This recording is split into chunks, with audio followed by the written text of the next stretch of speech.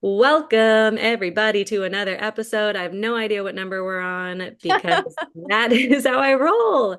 So, welcome to Inclusion Starts Now. I'm so excited to have Karen with us, who is a part. Well, you always say KB Teach. Is that just your TikTok name or is Yeah, that's that? just my TikTok. Well, okay, so it started around COVID time because there was the Black Lives Matter movement happening and the phrase Karen became a very not likable name during that What? time.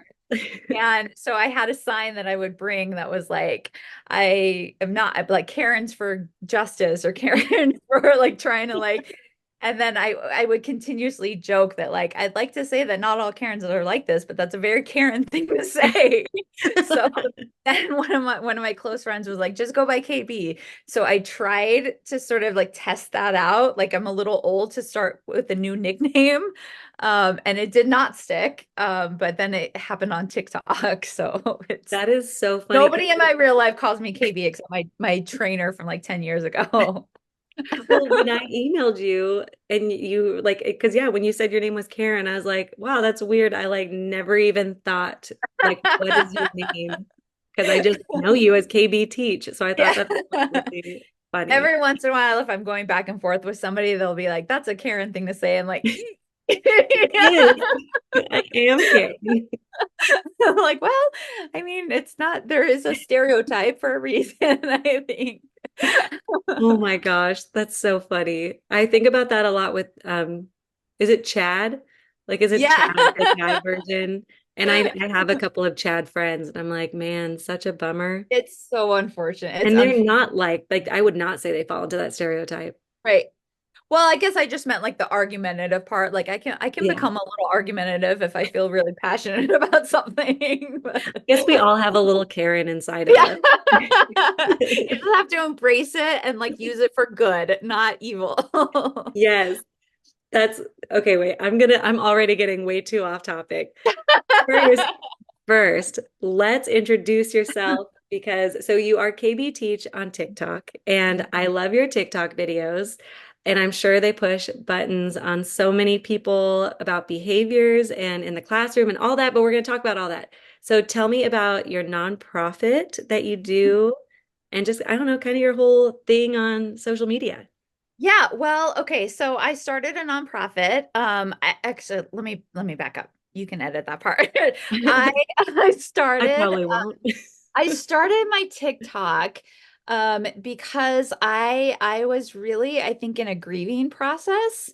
And I had started watching the TikToks and seeing all of these like really sort of toxic teachers on TikTok talking about, children with big behaviors. And I, at the same time that was happening, I had resigned from my position at an intensive offsite program that I loved very, very much, because of my stance on not restraining or secluding children. And that was a little bit too progressive for my administrator. And so they had asked me to sign a letter of directive saying I would stop advocating for not restraining or secluding students. And Whoa. I still struggle with like the morality around that, and like could I just sign this piece of paper and then like continue on my way, or could I not? And I landed on I just can't put my name on something that says I think restrained seclusion is safe. So I was leaving this job that I had been at for 6 years and genuinely just loved more than anything, at the same time that I was watching people on social media essentially talk about my kids that I was like grieving the loss Yeah. of. And so that's I started with just like there has to be another voice in the room. And it felt a little bit therapeutic because I didn't necessarily, beyond my husband and friends, there was no outlet for me to really talk about what I was experiencing and going through, and the grief that it was happening and the anger and the frustration at the system. And so I started a TikTok, just to really be a counter narrative to what I was hearing. And then it sort of evolved into maybe people just don't know how to do this. And if I start teaching. I'm a teacher. So if I start trying to teach people how to support big behaviors in their classroom, then that's maybe something that I can do to help build capacity in my profession, and still protect the kids that I cared so much about. So that's how it kind of all started. And I have since so the group of students that I work with are very often excluded, right? Like as much as people like to talk about there's not enough consequences, that is the exact opposite. All of my students face disproportionate levels of consequence and exclusion from programs, and they can't participate in a lot of the traditional after school programs because of their behavior and because there's not a lot of highly skilled people in the school system that know what to do. And the ones that are there, because of the system the way that it is, can't quite, it's not quite as impactful as it could be. You have like one or two people in a building that sort of know what to do. That's not really enough. Yeah. And what I was extremely good at was utilizing social emotional learning to build their skills. So a lot of time in behavior, everything is a reaction to everything instead of the proactive. And I got very, very good at building skills in students. And so when I was in the program, we had no restraints, no seclusion. We were transitioning students back into their general ed placements. Like it was good. Um, I love that. I mean, I think it's so much just about like, I mean, kids with and without disabilities. It's like people just, or like the adults, like expect them to not have any behavior. And yes, they're like, just sit still, just eat your food, just do yes, this. And then they have a behavior and it's like, you better not yell at me. You better not hit. Like, it's such a yes, quick to like want to discipline yes. where it's like, how do you get yourself to stop and be like, okay, like Yeah, where did I mess up before? Or like, where was the miscommunication before? Like, where was right, I struggling and how did I not catch it to like right. go back to that? Right. Well, and I think like implementing social emotional learning actually like grew my own skill set because I think I come from the residential treatment center, which is very compliance focused. And so I was doing a lot of restraint and seclusion, and I did have a very compliance lens.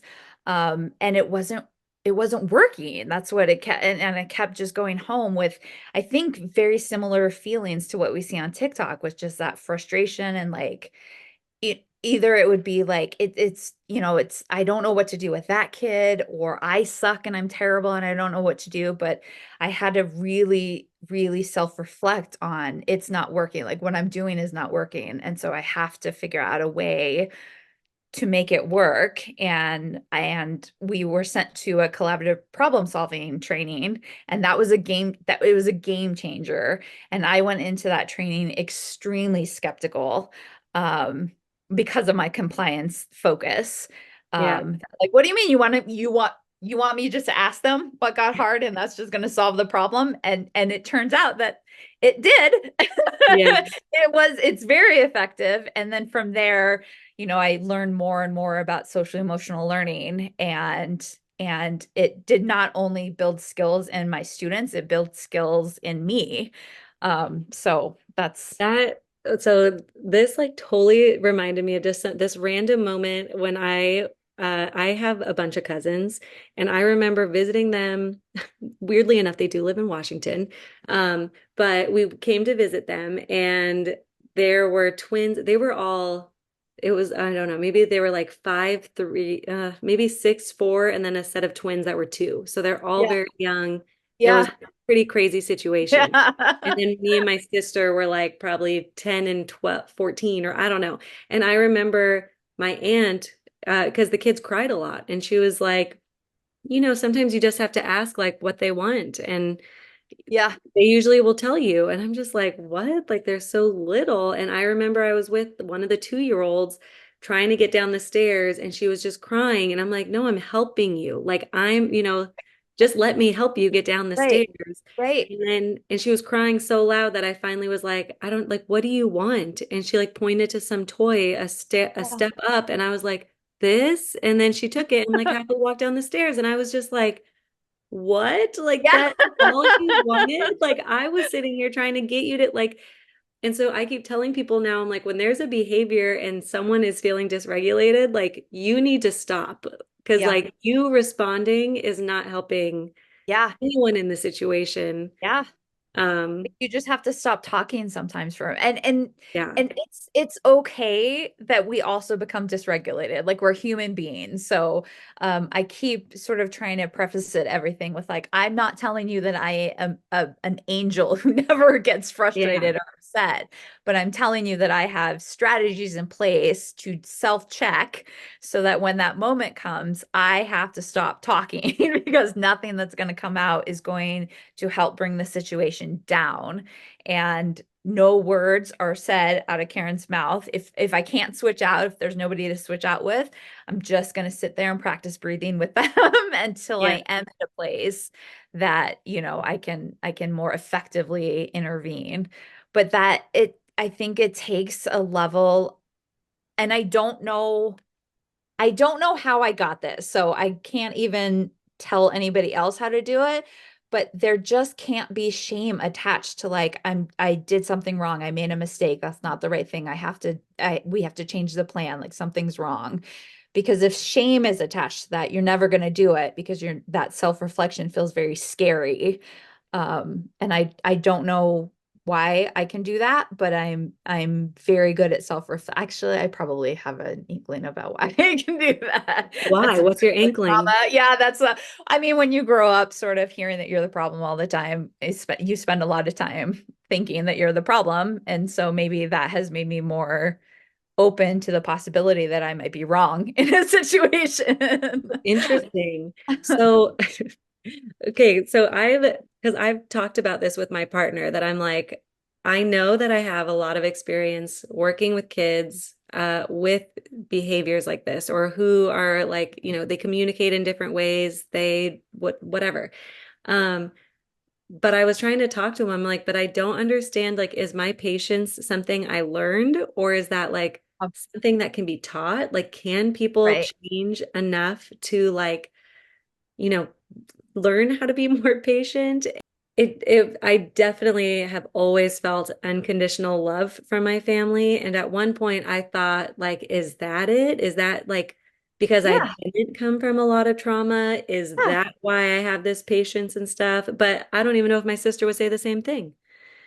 We have Well, I two mean, every very different siblings can have perspectives. different experiences too, like I have a sibling, like I told you, I'm no contact with my family, but my sister is still very close with them. So I think, depending on roles and whatnot, siblings can have different experiences. But yeah, it sounds like if like childhood adverse experiences, right?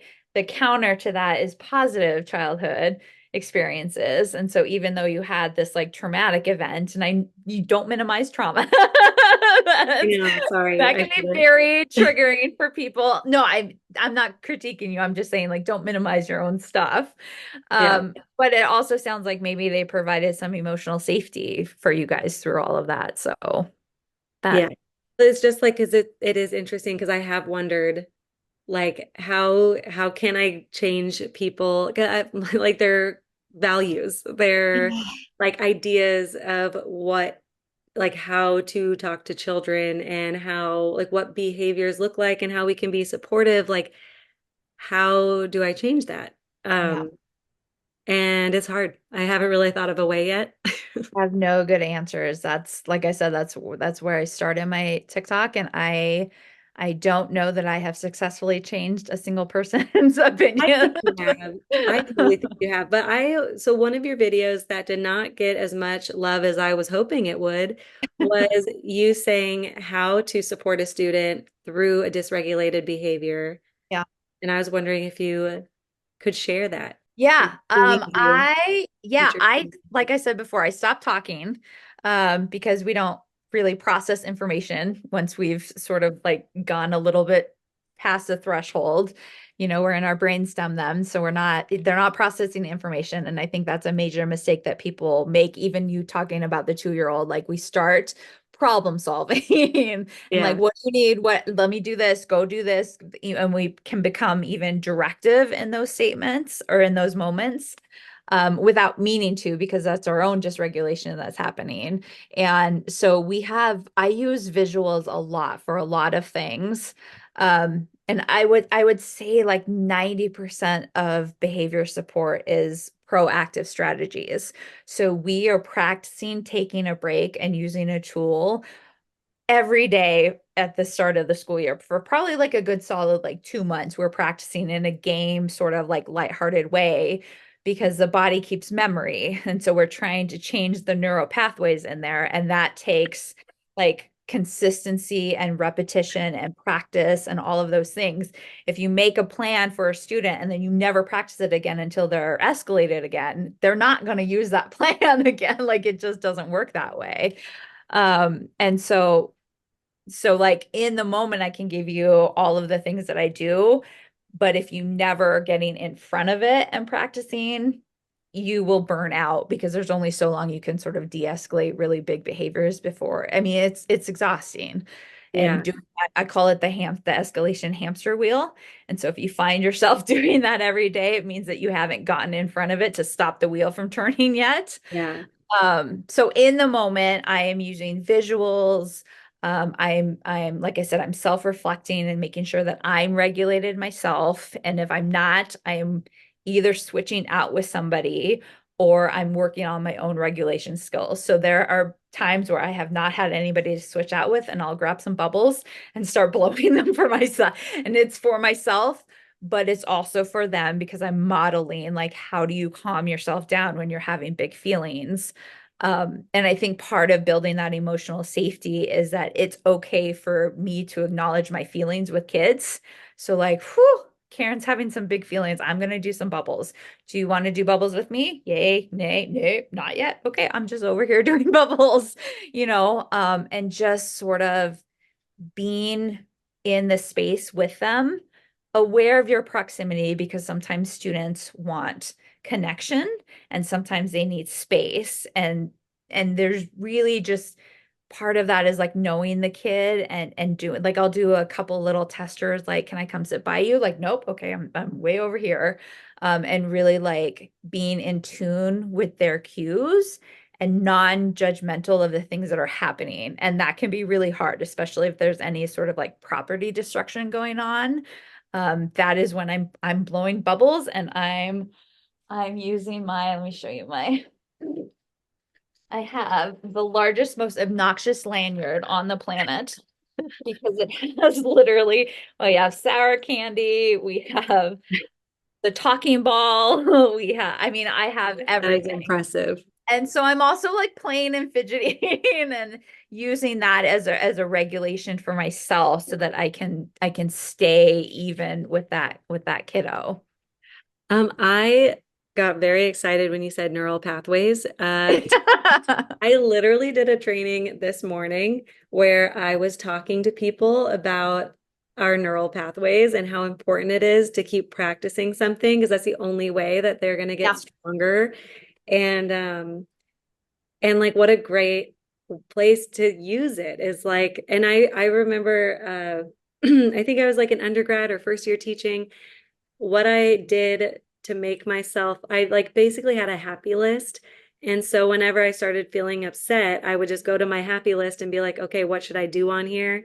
And one of yeah, them was like, I had an album on my phone of pictures that were like inspiring or like made me yeah, happy. And they were usually quotes or funny memes, but it was all ones that I knew. And they yeah, were like, just made me happy. And I was like, you know yeah, what? Yeah, I am a good teacher and I am happy and I am going to keep doing this. Like, yeah, it was such a helpful tool to like have this happy list of like, you know, like go outside, even though you would yeah, think that's like such an easy thing to do, but you just like don't think about it all the time, especially when you're dysregulated. It's like you're in yeah, this fight or flight mode yeah. and it's kind of hard to pull yourself out sometimes. Yeah, it's really hard to pull yourself out Yeah. sometimes. And like I think just like speaking to that with kids, like acknowledging, you know, my goal is to create this space that they can also check me. So if my tone shifts, I have students that'll be like, "Do you need a break?" And like, "Yeah, I think I do." Thank you. I I love think I that. do. And I that's think, not about disrespect. It's not about not having authority in the classroom. Like it's I see myself as their teacher, but also as like a mentor, not a dictator. It's not yeah, just my job to teach them math. It is also my job to help them process big feelings. And I am also a human being, so I also have big feelings. And I I love everything that you were saying because that is exactly the first thing I thought about was when people are like, my kids need to respect me, and I just don't like that at all. oh, Well, I don't like it how people say it like yeah, that because I feel like when they say it like that, there's not this mutual respect. And it's yes. like, you can't just boss a kid around all day telling them what to do. Yeah. Like, again, if they're saying no and you're just like, well, it doesn't matter. I'm the adult. Do what you got to do what I'm Yeah. saying. Like, that's not showing respect. Like, no one is showing Oh, respect. So that's what I don't, oh, because yeah. obviously like I respect my children and they respect me and it's like a mutual thing, but that means that like, I'm not always rushing them everywhere. If they don't want to do something, it's like, okay, well, we're gonna have to talk about it. Like it's Right. very rare that I'm like, we gotta go. Like it's never been an emergency. Right. It's like we're gonna be 10 minutes late Right. for swimming. We're not gonna like, it's not like there's a Right. fire Yeah, you engulfing us or can't something. demand respect from anyone. Like, I mean, think about like kids are just like little humans, right? Like Yeah. we're all human beings. We're just either big human beings or little human beings. And you couldn't make me just respect somebody. You can make me comply, and there are moments where I have to comply with authority figures, but I certainly don't have to respect them if they haven't earned that. That's not a thing that you require of adults. So why do we require it of children? Like we have to teach them how to self-advocate and how to negotiate respectfully and some of those skills, but demanding respect is Yeah. weird. It's a weird concept to me. And I also feel like adults have a hard time like compromising respectfully. Yeah. Because like I've had sometimes where I don't know, you're like my kids are 2 and 3. They ask me the same questions all the time. It's Yeah. like, can we have marshmallows for breakfast? And it's Yeah. like, every once in a while I'll be like, whatever. But Yeah. mostly it's like, no, we're not gonna have marshmallows for breakfast. Like we Right. really need to just get rid of this bag of marshmallows.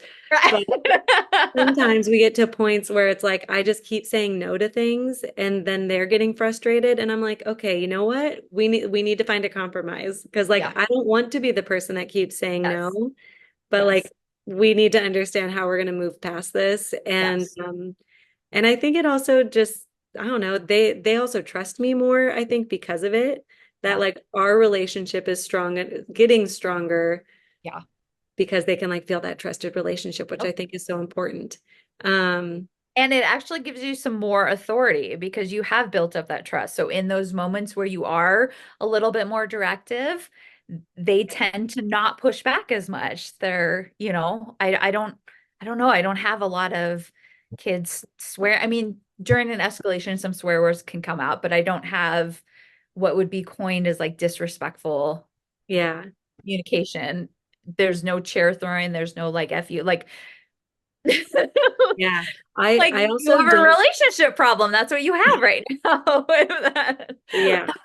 I also don't lie to like children. Like I Yeah. don't say, and I mean this goes as far as like even with Santa. We talk that he's like a Yep. character for Christmas, Yep. but he's not at the mall. He's not like a real person. Yep. And I know people have a lot of problems with that, but I just never lie to them. If they're like, we want more cookies, I'm not like, oh, they're all gone. It's like, Right. we're all done with cookies. And I think Right. that's a huge part of like, again, building that trust. And then like, I don't know. And then when like something really does happen that they're not happy with the situation, but I tell them the honest answer, Yeah. like they believe me, which Yeah. is, I mean, I've never given them a reason not to believe me, but like Yeah. we just went camping and some other parent there was telling my daughter how there are bears and there were bears Yeah. wherever we were camping um and men but they were all married So And maybe it was a safer situation, who knows? But she was talking about bears, and then she was like, she just started this like whole story of like, well, if you don't put the food away, like the bears are gonna come get us. But it's okay because they're afraid of flower sweaters, and you're wearing a flower sweater. Like it just like expanded into this whole thing, and I'm just sitting there like, oh my gosh, my child's gonna believe you because I don't lie to her. And so then the second this woman left, I'm like, hey, so like your sweater doesn't do anything with bears. If a bear comes, this is what we should do. Like, and then I started, we have to circle back, honey, to the sweater. because she told me, she was like, oh no, but I'm wearing my sweater. And I'm like, Yeah. that sweater's gonna do nothing. Yeah. But we could talk about bear safety. And then I've Oh, also had people be like, you're taking the magic out of Christmas or holidays. And I'm oh, like, dude, I love holidays and yeah. not for any sort of like the Hallmark holidays are my jam. I love them. I love dressing up. I love Christmas music. And so I'm Yeah. just like, they're for us saying that Santa's a fake character, like I Yeah. think it's fine because also everybody likes to pretend that Santa's real. Like I was at Costco and some like two adults without children around were like, I get this chocolate's for Santa. Like, oh, I should buy some extra. And I'm like, no kids are around. Like everyone talks about Santa like he's real. It's fine. But like we also need to make sure kids aren't like, you know, so Yeah. devastated and feel like they've lost your trust. Okay, I'm getting off. No, it's We can it's talk true about though. Santa Like for with next my time. oldest, I did the Santa thing for a long time, and then my husband and I had to like he's going into school, like he's going into kindergarten. Somebody's gonna tell him about Santa. It should be us. We should tell him the truth. And the first thing he said is, "You've been lying to me," and I was like, "Yeah." Like, oh my God. Yeah, I really have. And that changed then how we did it with the second child, obviously. But because it's yeah, fun. I get yeah, it. It's like you get to see her, like, it's kind of like why I try not to buy toys every time we go to a store. yeah, Like, it's fun to see your kids yeah, so excited, but it's right, also like so important to teach right, boundaries and like right. be honest. Right. And to like think critically through you Yes. like I Oh want them to be my critical thinkers, not God. thinkers that just like accept, whatever story is told to them. I want them to think about it. I want them to find the holes in that story. I want them to question it. I'm seriously obsessed with everything that you're saying. I just feel like I'm talking to myself right now. Um, and now I'm feeling a little narcissistic, but No, you're not. I just like I keep one. Oh my gosh. Okay. Also wanted to say something about your comments on TikTok that I don't think I've ever had the guts to say, but I just love and now I want to say it next time someone makes this comment. But you said something about like how teachers are part of teaching social emotional development. And so many people, I know because I've had people comment on my videos about like kind of other things, but then being like, oh, cool, let's put more pressure on the teachers or how about the parents step in or something. And it's like, but you're like, that is part of teaching. Yep. Like, you are teaching children. You're not going to have like 20 kids listening to you for Right. 6 hours of the day.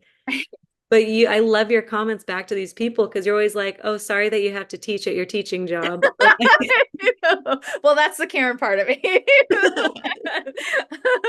And every once in a while, I'm like, "Ooh, I did not need to be that snarky about it." People get like 10 comments. After like 10 mean comments, I I, always, I I don't know get if you've caught this, but at some point I'll set a boundary and I'll say something like, I think we're done here, like have a good day. And then if they keep going, I'm like, I said that we're done. And then if they keep going, then you're gonna get a block then. yeah. I try so hard not to block people because I'm like, I want you to learn. This is I like, I know. want to have these conversations, but sometimes they're really hard to have when you only Yeah. get like 100 characters to Yeah. type your Well, and response. I think there's a difference between like real dialogue, like real, like, wait, I have a different perspective about this. I have a different thing. And then just some of the vitriol that comes.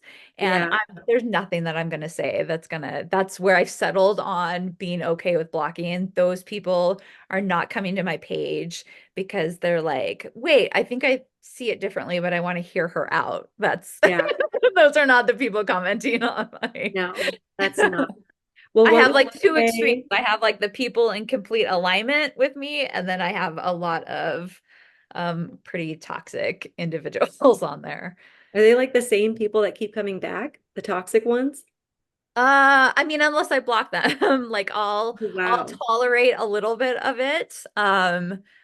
Because I hope that it will get some traction then, and that even though I'm not going to reach that person, if that person's toxicity helps me reach another person who is Yeah. not being toxic, but really just has a lot of questions or even skepticism or any of that, then that I can swallow that. But Yeah. if it gets too toxic, then I also have a lot of parents on my page, and so I have to be like really aware of like what I'm allowing, and does that have sort of ripple harm effects that I'm Yeah. unaware of? So I don't Oof, know. Trying to walk the line at all times. man. Sometimes That's I get it, and sometimes I fail miserably. But I mean, there's only so much we can take. Social media as a whole, like I mean, it's a love-hate relationship. And I'm pretty sure I say this in almost every episode that it's a huge love-hate relationship. yeah, yeah, Um, it's really beautiful and connecting, and then just really dark and terrible. yeah. Well, so what would you say has helped you with like changing teachers or parents' minds of like dysregulated behaviors or inclusive practices? I think people need to see it. Like honestly, I think people in my real world, people can see the actual growth in students, and that makes them far more open than people on social media who, are not actually seeing any of my students and any of the effects of the teaching or their growth. And so for a while, I was very focused on like, if I can just go live, then we can like role model and like go through all those things and like bring it to life. And then like the 8 people that are in there are the 8 people I'm in alignment with. So it has not played out that way. But I think Yeah. honestly, teachers do have like there's so much on us. Yeah. It can be debilitating, and so I think and there's so many like new initiatives all the time and new curriculums and new this and new that, that there is a healthy level of skepticism to all of that. And so unfortunately, I think a lot of times it just comes down to once they see it working, then they're more open to it working. And then you just have to try to find, in my real life, you just have to try to find those few that are already they already have the buy-in to it, Yeah. because then you're creating those ripples, right? Like then they might need a little bit extra training, but they are behind the philosophy of behaviors communication and how we support growth. And so those people are very easy to train, and then they're going off hopefully into the world and Yeah. you know passing that along to other people. And I think the more that people see it, the more buy-in that they get. And so I don't know if that's ever going to happen on social media, because I of mean, privacy and all of that. I think so. I mean, seriously, I've gone through some of your comments and I mean, it's changed my perspective on how to like be confident in talking. Because I know sometimes I'll just be like, I mean, inclusion looks different on everyone. If you're happy with your situation, like, then don't listen to what I think about the Right, least restrictive environment. right, Like, if right, that's what you're happy with, that's cool. But I want you to know that like there's more. Like you should always be pushing for more. right, You really believe that the least restrictive environment is a segregated classroom, like then how right, else can we support that child? Because someday there's not going to be a classroom. right. Like That's how what I mean about the how do we dots, though. take It's the like time? those same people are like, they can't be in the classroom. They are also the same people that are like, they need consequences because of real life. Like, Oh, wait a minute.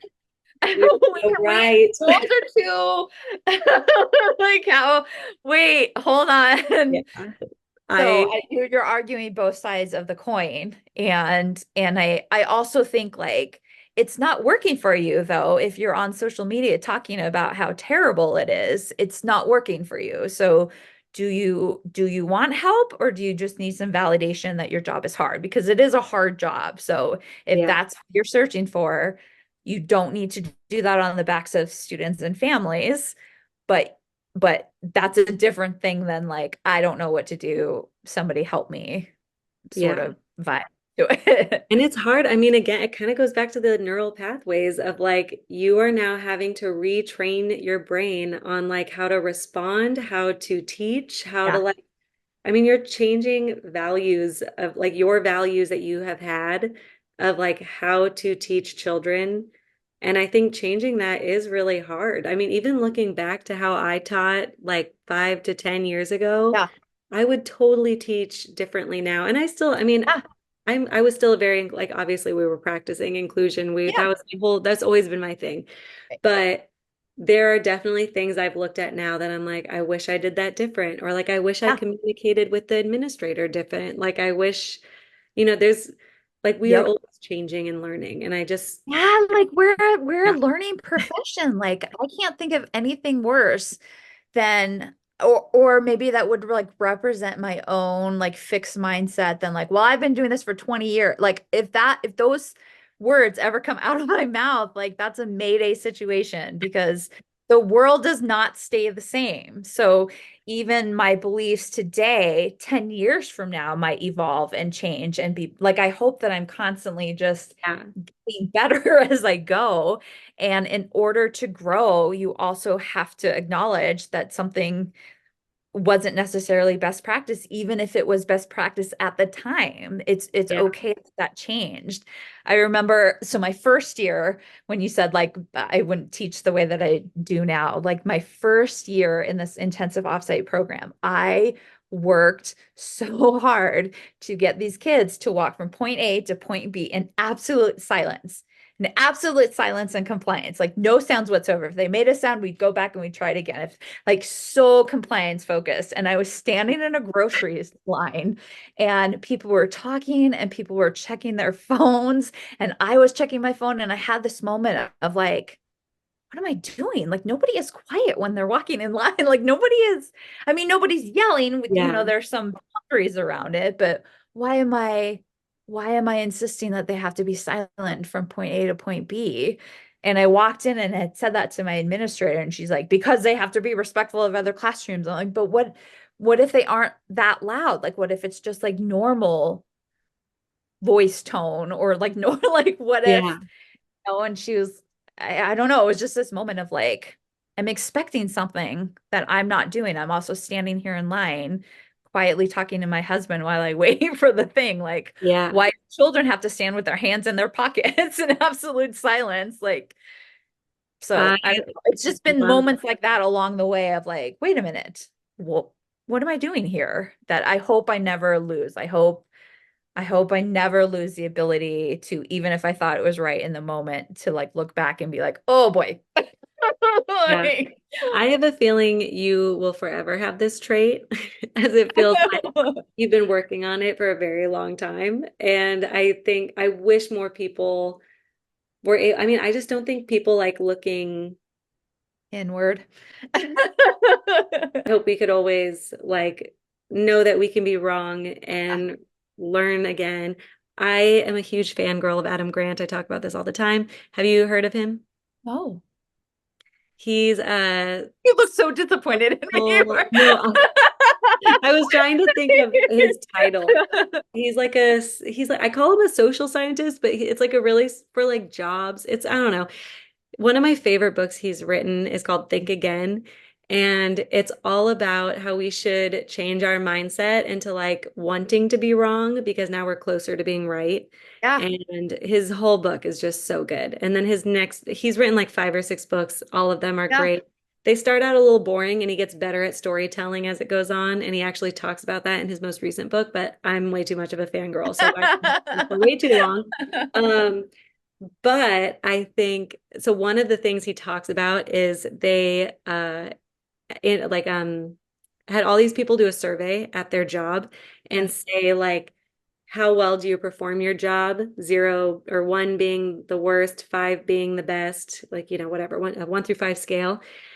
And the people who rated themselves threes and fours were the people that were actually the best employees, and the people who rated themselves as fives were not the best employees. Like they didn't perform as well.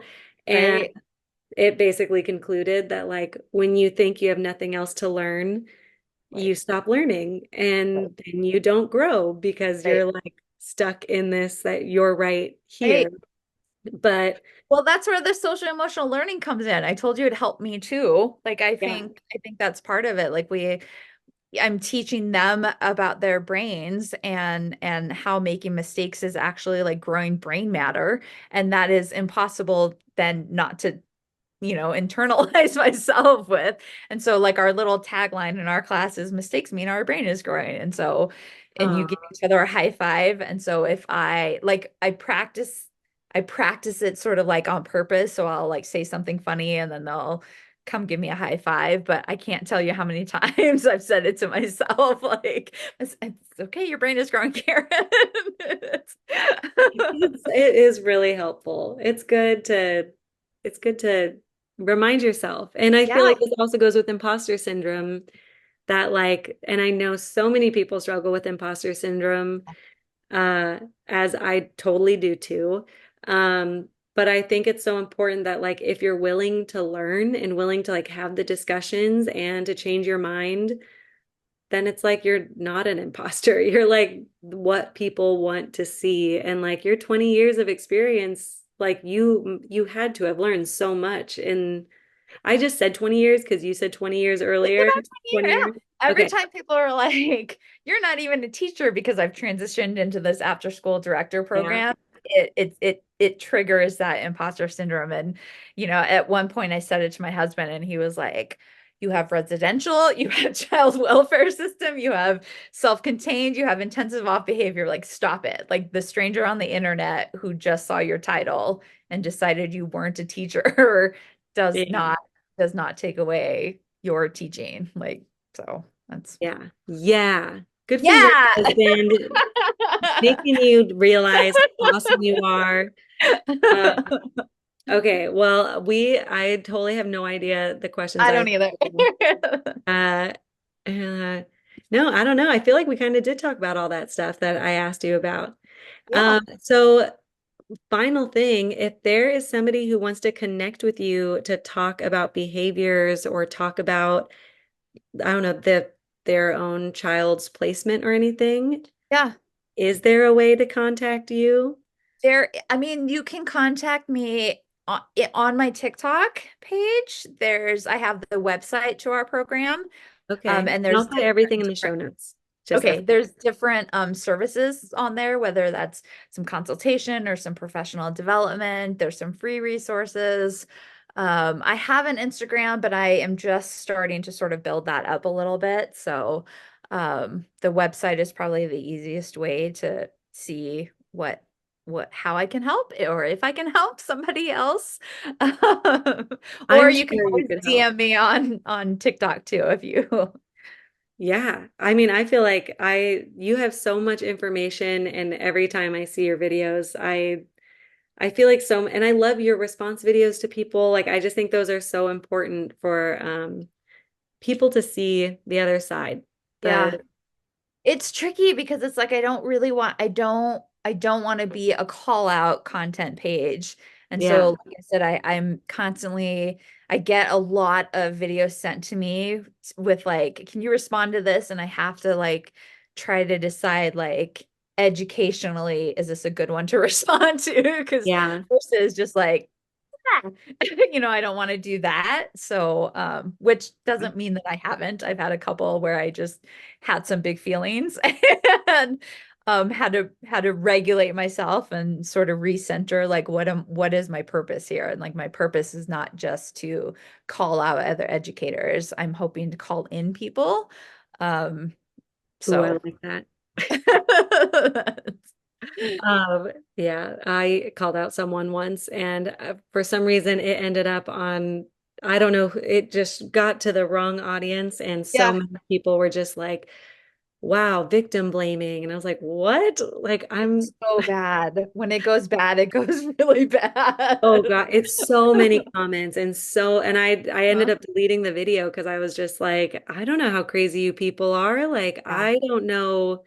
it's Like, I don't true. know what it has, like, I'd love to have a conversation, but this is like threatening. And I'm like, Right. I don't, you know, Right. And that those way always happen knowing on the info about restraint. me.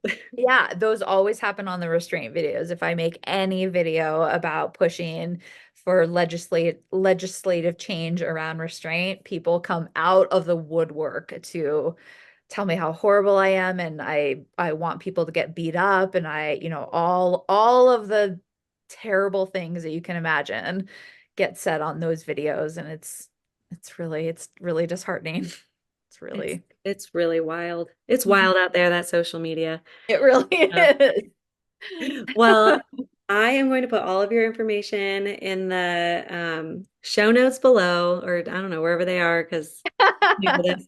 Um, and if anybody wants to reach out to Karen, uh, slash KB Teach, if you want to The ignore good the name Karen. Karen, the good Karen. It's like Wicked Oh my Witch gosh, of the that's going to East be or the the top. West. I'm on the The title of this podcast is going to be The Good Karen. the Good Witch. What is that a thing? Is that a Are you talking about Wizard, Wicked? yeah. I love musicals, but that's a whole other conversation. Um, okay. I will end it. So thank Yeah, you. thank you for having me so much. It was so easy to talk to you. Oh, thank you. I talk a lot. Thank you again so All much. right, thank Um, you. I have a send off. What is it? Inclusion starts with you, and we just want to help. Thanks, everyone. Oh, thank you.